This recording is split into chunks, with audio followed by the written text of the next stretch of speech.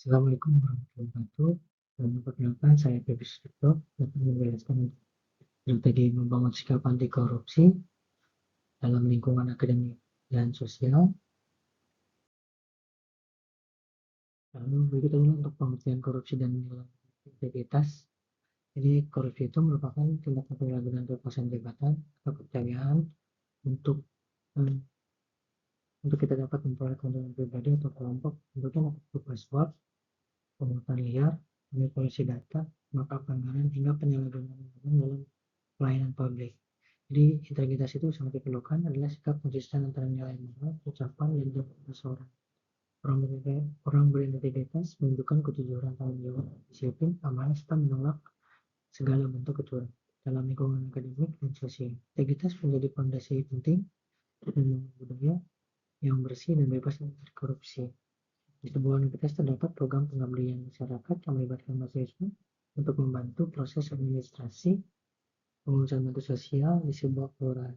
Dalam kegiatan tersebut, mahasiswa menyebutkan bahwa dapat memanfaat kelurahan yang meminta uang berizin kepada warga agar proses pengajuan bantu dipercepat. Selain itu, terdapat pula warga yang menyetujui permintaan tersebut karena khawatir berkas mereka akan dipersulit. Itu adalah salah satu contohnya.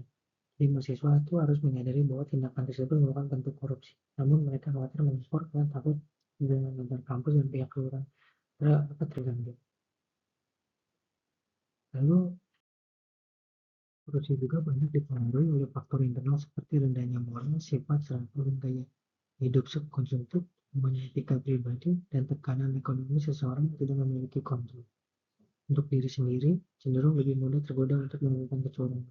Faktor eksternal juga turut memicu korupsi seperti budaya organisasi yang permisif, sistem birokrasi yang rumit, lemahnya pengawasan keadilan sosial, sehingga tekanan dari lingkungan kerja yang sudah terbiasa dengan praktik tidak etis. Kedua faktor ini saling berhubungan dan memperkuat praktik korupsi dalam kehidupan bermasyarakat. Lalu untuk menganalisis CBA tersebut, menurut saya adalah dalam segi kasus mahasiswa menemukan adanya oknum aparat yang meminta uang pelicin kepada warga agar proses pengurusan bantuan sosial dipercepat, seperti warga merasa terpaksa membayar karena takut berkas mereka dipersulit. Lalu mahasiswa mengalami dilema menegakkan integritas dengan melakukan tindakan korupsi atau memilih diam agar hubungan kampus dan aturan tetap baik.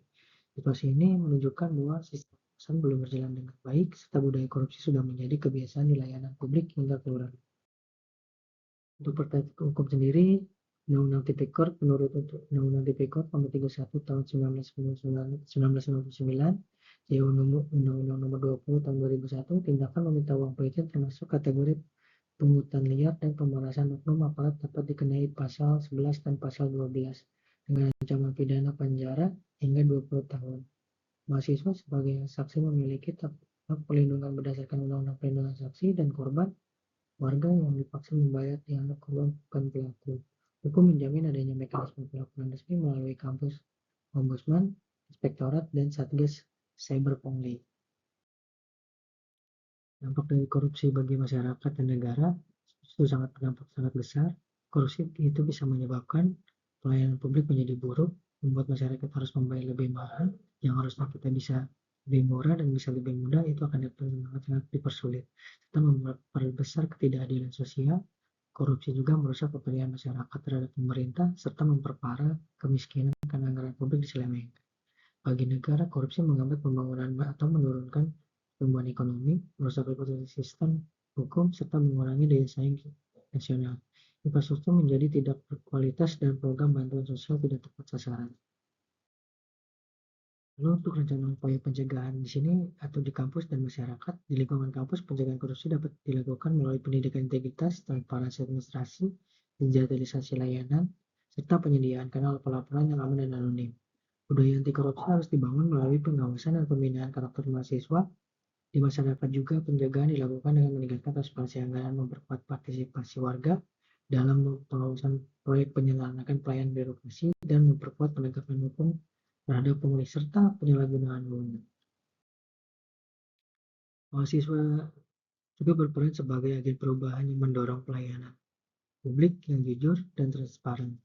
Mereka dapat menjadi pengawas sosial dengan mengkritisi prosedur yang tidak wajar, melaporkan fungsi secara terlibat dalam kegiatan advokasi atau edukasi anti korupsi.